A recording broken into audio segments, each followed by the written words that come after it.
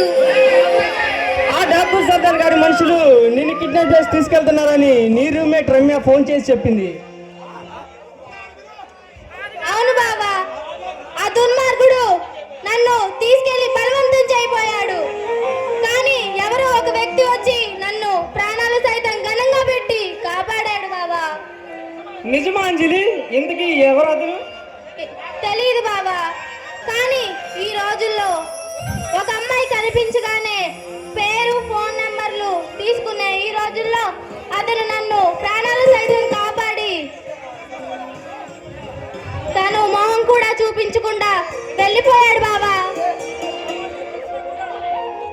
అంజలి, ప్రమాదం అని తెలిసి కూడా లెక్క చేయకుండా తన ప్రాణాలని ప్రాణంగా పెట్టి నిన్ను కాపాడాడంటే అతను నిజంగానే వీరుడని చెప్పుకోవాలి అంజలి. అతనెవరో నాకు బాగా తెలిసిన వ్యక్తిలాగా అనిపిస్తున్నాడు బావా. అంజలి, అదంతా నీ భ్రమ. నీకు తెలిసిన వాడైతే నిన్ను కలవకుండా ఎందుకు వెళ్తాడు? లేదు బావా, అతను కావాలనే నన్ను కలవకుండా వెళ్ళిపోయాడు.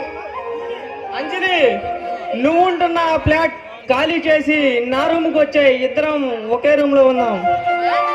లేదు బావా, ఒక అమ్మాయి, ఒక పెళ్లి కాని అమ్మాయి, ఒక పెళ్లి కాని అబ్బాయి కలిసి ఉంటే నాలుగు రకాలుగా అనుకుంటారు బావా. అంజలి, లోకులు కాకులు లాంటి వాళ్ళు. సొంత అన్నా చెల్లెలు కూడా అక్రమ సంబంధాలు కంటగట్టే దుర్మార్గ సమాజం మనది. అవన్నీ పట్టించుకుంటూ పోతే మనం ఈ సమాజంలో బ్రతకలేము. ఇంకెన్ని రోజులు? మరికొన్ని రోజుల్లో నా రీసెర్చ్ పూర్తవుతుంది. అంజలి, ఆ పరిశోధన మీద నీకెందుకంత పిచ్చి? బాబా, నా కళ, నా కోరిక ఒకటే. ఎప్పటికైనా ఆ తోటలో దాగి ఉన్న ఆ సంపదను పరుల పాలకి అందకుండా ఈ ప్రభుత్వానికి అందజేయాలనే నా కోరిక, నా ఆశయం. నీ ధైర్య సాహసాలను చూస్తుంటే ముచ్చటేస్తుంది. ఎప్పటికైనా కృషి పట్టుదలతో నువ్వు అనుకున్నది ఖచ్చితంగా సాధించి తీరుతావు.